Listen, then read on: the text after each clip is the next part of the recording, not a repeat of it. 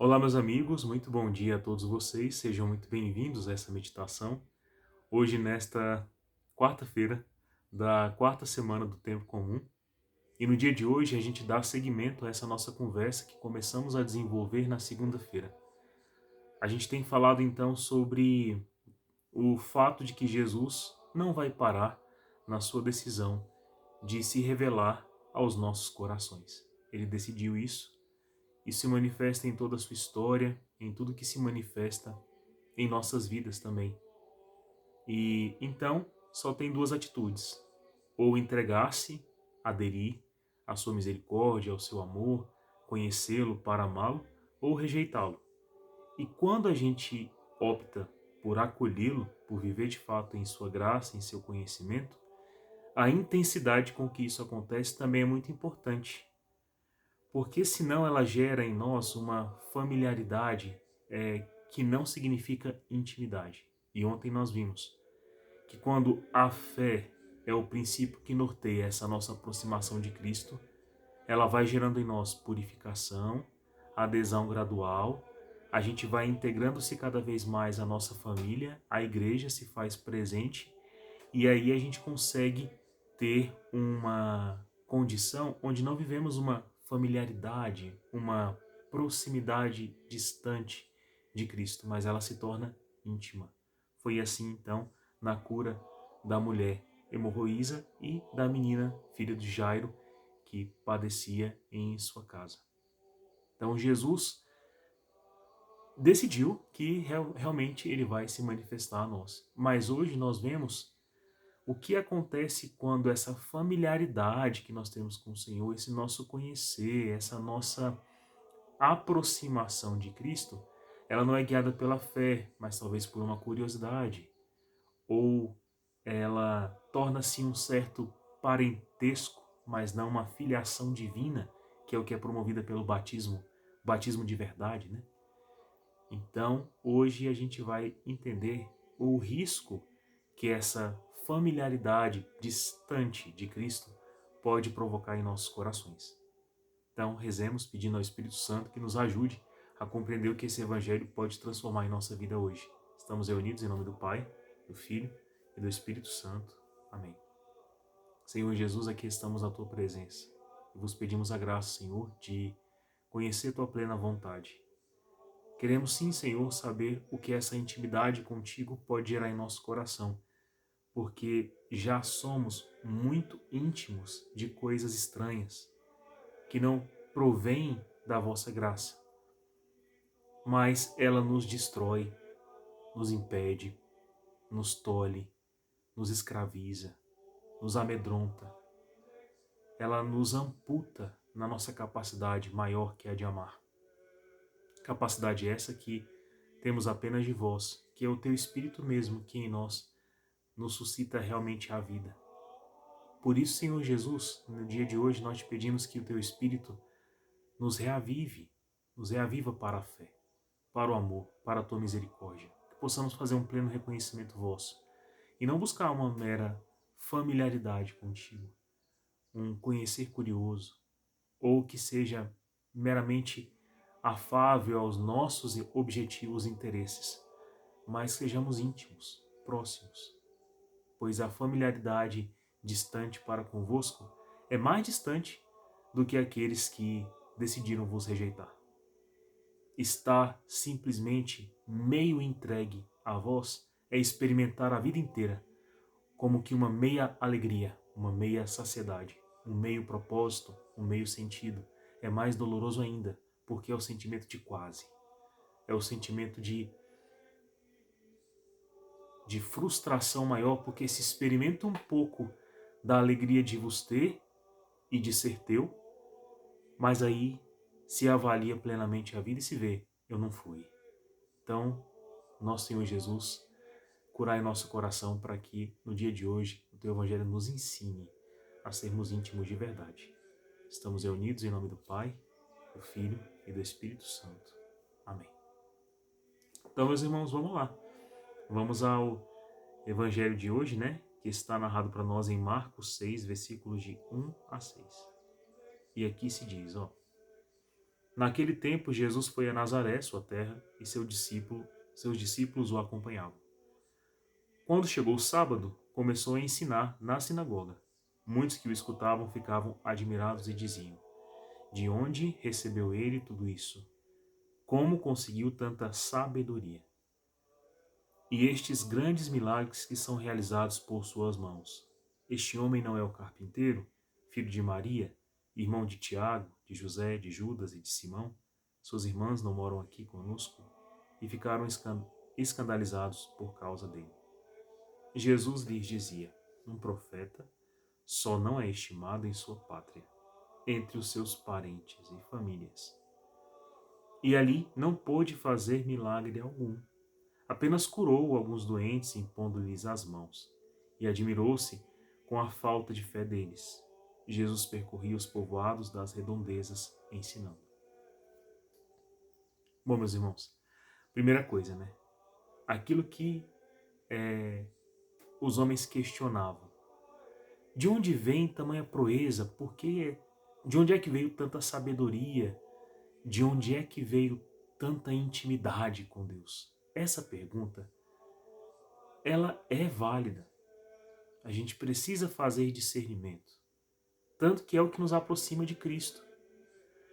Quando eu olho para o que Cristo faz para a sua vida, para o seu coração, para a manifestação de sua palavra, para a sua vida, sacramental na igreja, a gente percebe então que é bom, a fonte daquilo é bom. Mas não é só bom, é a bondade encarnada, né? É a verdade, é a beleza, é completa, é inteira. É um conhecimento inteiro, assim, inscritível ao homem, porque nós não temos capacidade, né, humana para descrever Deus. O Espírito Santo de Deus nos incutindo no coração uma caridade suficiente para isso e uma sabedoria suficiente para isso, é capaz de, ele sim, suscitar em nós o que seria essa descrição em palavra, em verbo, em testemunho, o que significa Deus. Talvez a coisa mais sincera que o homem expresse de si ao falar sobre Deus sejam as lágrimas, né? Seja a emoção. É o que acontece comigo toda vez que eu tento descrever quem é Deus. Veja, é o Espírito Santo que suscita isso em nós, né? Portanto, essa pergunta é válida porque é por meio dela que eu chego ao conhecimento de que Jesus só poderia acumular tanto saber de Deus, tanta intimidade com o Espírito, tanta profusão nos milagres, no falar, tanta assertividade, que ele liga na minha alma o entendimento quase que imediato, se não imediato, até mais profundo do que isso, de que ele é Deus e de que ele é íntimo com Deus por ser Deus, tem a mesma natureza. Então, os homens perguntarem isso não foi o problema. O problema foi que eles tentaram distanciar Jesus dessa grande realidade justamente por ele ser familiar, por ele ser próximo. Então Jesus, para além dessa intimidade sobrenatural, da sabedoria infusa, do dom do Espírito Santo, de fazer compreender aquilo que antes estava oculto, de trazer para o tempo algo que é eterno e de testemunhar para além das palavras, na doutrina, para além da assertividade, da verdade, ele realizava milagres.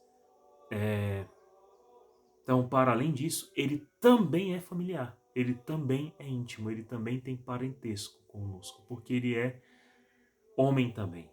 Nasceu da Virgem Maria, foi educado por São José.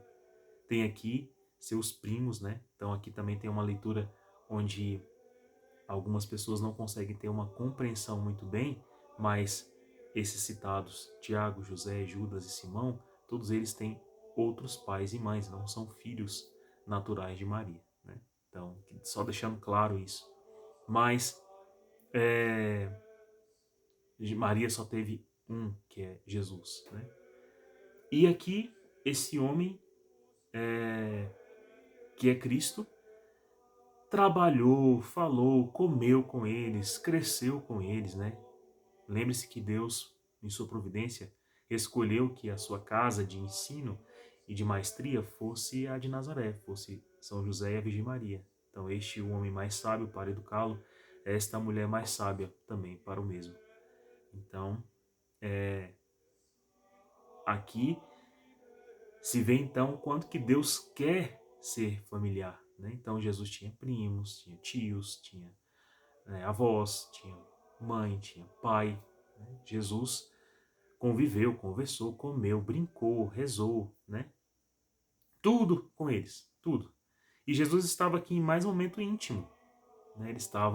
Era um sábado, os discípulos estavam acompanhando ele, mas ele foi pregar na sinagoga.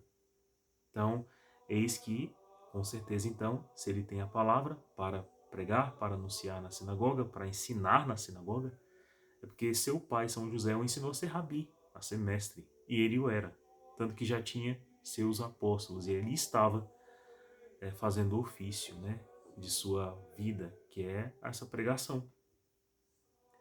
Só que ela é estrondosa, porque ela traz para o meio também de seus familiares o que estava na eternidade. Mas isso já era comum. Durante todo o convívio, Jesus não deixou de ser Deus também. Então, em todo o tempo, essa familiaridade com Cristo também foi manifesta, né? Com Cristo que é todo homem, mas é também todo Deus. Então, por que que os homens quiseram afastar Jesus dessa condição divina, de graça e de tamanha redenção e misericórdia? Por causa da familiaridade. Bom, meus irmãos, é porque esses homens e mulheres escolheram ter familiaridade com outras coisas também. Então, com certeza eles aceitaram a proximidade de Jesus, a familiaridade com ele, conheciam seu convívio, conheciam sua humanidade, mas tinham resistência a aproximar-se ainda mais. Lembra-se que a intensidade é importante. Não adianta eu fazer apenas adesão, mas eu fazer adesão plena. Então, se a minha razão já busca conhecer por que que se manifesta aqui uma graça inaudita, por que que se manifesta aqui milagres inéditos, por que que se faz aqui a verdade plena, a beleza plena, por que que aqui existe essa familiaridade com o sagrado, com o elevado, de uma maneira nunca antes vista e posteriormente nunca alcançada em tamanha grandiosidade? Por que não? Por que que isso acontece? Porque vem de Deus. Mas aí, se você é familiar em sua vida, tem parentesco, tem intimidade com o que não provém de Deus, isso vai se entranhando em sua vida, né? É como se crescesse no meio daquele povo, dos seus familiares, da sua cidade, do seu bairro, né, da sua parentela ali, cresceu também o joio, cresceu o trigo verdadeiro, que vai ser triturado, que vai crescer, que vai virar a Eucaristia, mas cresceu também o joio, semeado não por Deus. Então, a inveja, a desconfiança, as concupiscências também cresceram. E agora esse coração que tem joio, mas também que tem trigo, tem que saber diferenciar. É momento de colheita. É momento em que Cristo está anunciando o reino dos céus. E aí os corações começam a diferenciar. Se lembra do que São Simeão falou para a Virgem Maria ainda no início da semana? Esta criança revelará o pensamento de muitos corações. Ele será como uma espada de contradição, né? Então, aqueles que se dizem santos manifestarão em seu coração o joio, e aqueles que se dizem pecadores, que lastimam seus defeitos, que desejam corrigi-los, mostrarão quão santos são e quanto podem aguentar as provações e sustentar um testemunho digno de Cristo. Isso está começando a acontecer. Um dia desse eu estava ouvindo uma um desses memes de YouTube, né, que você vai passando, enfim, de vez em quando eu faço isso. E aí eu vi um vídeo belíssimo de uma avó conversando com uma neta de, acho que aproximadamente uns 25 anos, ela estava bebendo café no quintal da casa. E a avózinha dela falava assim, tu tem família? Ela falava, tenho família, vó. Ah, tem? Tu que construiu? Aí ela falou, não, eu não construí. Ah, então tu não tem família. Tu não pariu ninguém. Até a cachorrinha aqui, ela é mãe, porque ela pariu. Você não pariu ninguém. Então tu não tem família. Tu tem parente. Tu tem parentela, tu tem conhecido. Tu tem relativo, tu tem amigo, colega. Mas família, você não tem, você não construiu. A familiaridade, né, a integridade na intimidade com Cristo, veja, pelo batismo, ele nos faz irmãos, filhos de Deus, íntimos de Deus, prediletos de Deus, alvo da atenção, do cuidado, da misericórdia de Deus. Nos tornamos aptos, por exemplo, depois da confissão, a comungar Jesus em nossa boca, um ato íntimo de adoração, no qual nossa carne se mistura, nosso sangue se mistura. Está vendo a intimidade com que Cristo deseja nosso relacionamento? E essa avó entendeu perfeitamente. Por quê? Porque quando a mãe, né, dá a luz aos seus filhos, ela muda. Ela para sempre agora será mãe. E mesmo aquelas que não chegaram ao termo, né, tendo uma vida sendo abrigada em seu ventre, é uma alma eterna. Então, na eternidade, aquela mulher, aquele pai, aquele homem já é pai e ela já é mãe. Então, tudo muda e é para sempre. Isso marca a alma de ambos para sempre, né? E todos nós somos filhos de uma mãe, de um pai, porque isso nos marca também.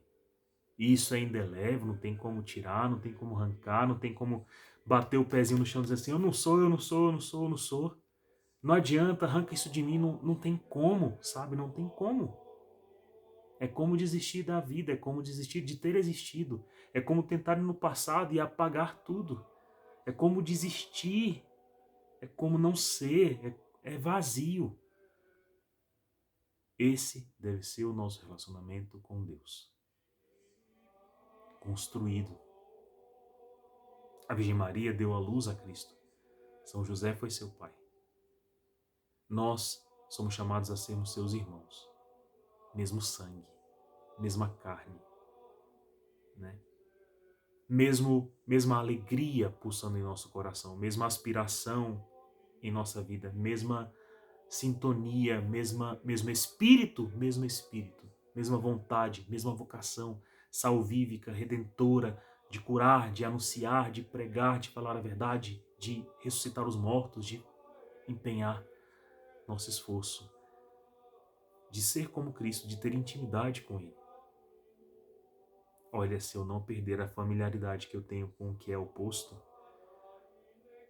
eu estou distante. E aí pode ser que eu tenha sempre aquele meio termo. Eu seja meio feliz, meio realizado, meio cristão.